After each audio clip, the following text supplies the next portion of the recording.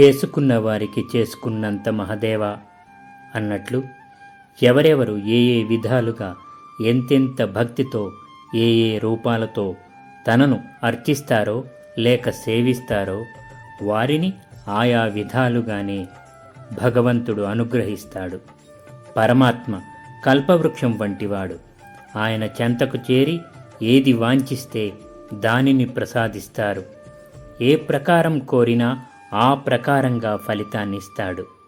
ఒకవేళ ఎవరికైనా ఉత్తమ ఫలితాలు కానీ మోక్షము కానీ కలగకపోతే అది ఆయా వ్యక్తుల ప్రయత్నలోపమే కానీ భగవంతునిది కాదు.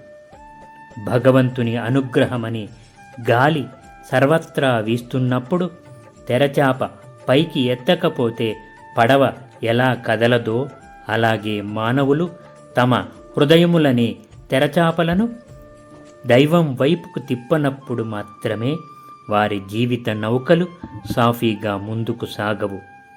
ఇనుముకు తుప్పు పడితే సూదంటురాయి అంటే అయస్కాంతం దానిని ఆకర్షించదు.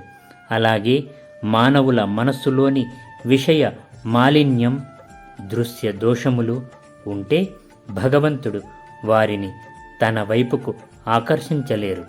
కాబట్టి వారి వారి ఈ ప్రయత్నాల యొక్క తీవ్రతను బట్టి, స్థాయిని బట్టి ఆయా సత్ఫలములను భగవానుడు వారికి కలుగచేస్తూ ఉంటాడు. భగవద్గీత. ఇటువంటి మరిన్ని ఆధ్యాత్మిక విషయ విశేషాల కోసం ప్లీజ్ సబ్స్క్రైబ్ అండ్ షేర్ నిష్కామ లైఫ్ లైన్.